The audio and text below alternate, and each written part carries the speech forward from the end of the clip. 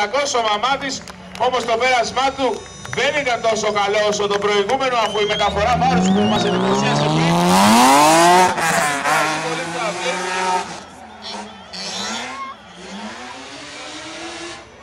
86 λοιπόν στο προηγούμενο πέρασμα, πρώτο πέρασμα του Μαμάτη. Είναι και το παρελθόν, αυτή τη στιγμή βλέπουμε τον Ευθυμιάδη, τον Δημήτρη, με αυτό το E36 Πιτμι καφέ μπαρ λοιπόν και Ευθυμιάδης BMW η χορηγή του. Έτοιμα λοιπόν όλα, παίρνει εκκίνηση εκεί τώρα. Τώρα είπα, ωραίος, τώρα ρε, πάμε ρε, έλα ρε, δώστε, αυτός. Φεύγει λοιπόν, πατάει τον γκάζι του, ξεκινάει και τώρα απολογείται. Ξανακλίνεται εδώ όμως δυστυχώς. Είναι τελείως λάθος η γραμμή του και την έδωση εκεί σχεδόν ίστομα στην αριστερή. Δεν έκανε καλή μεταφορά βάρους, χωρίς βολές. Σχολάρει το αυτοκίνητο, το σπινάρει και συνεχίζει. Αφαιρούνται κάποιοι βαθμοί από αυτό. Πολύ εντυπωσιακός όμως οι λάθος γραμμές μας έφτασαν στους 72 βαθμούς.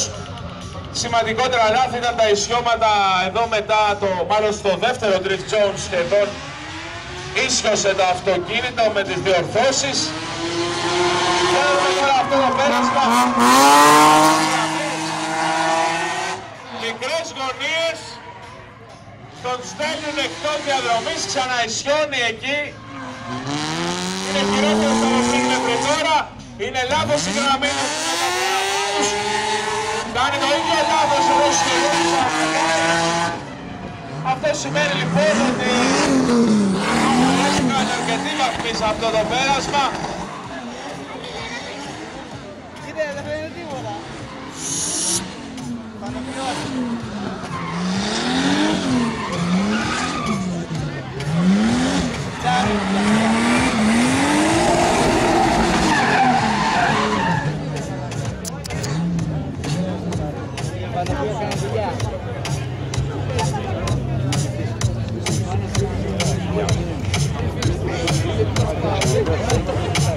Μαρικάκι, εντάξει, φυλακτήρα.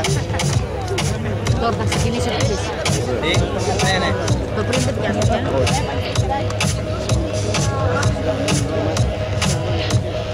Νερό είναι. Από τον τερκούλερ. Θα ρίξει μόνια.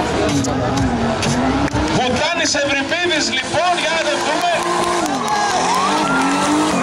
Από την Κοζάνη.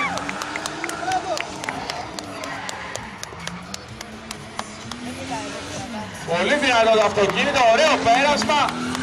Κρατιέται και όπως πρέπει. Προσπαθεί μια απότομη μεταφορά βάρους. Λίγο στο λάδι εκεί ανοίγεται όμως έχει καλό πέρασμα ο Βουτάνης. Θέλει ένα πολύ δυνατό χειροκρότημα για τον Ευρυπίδη.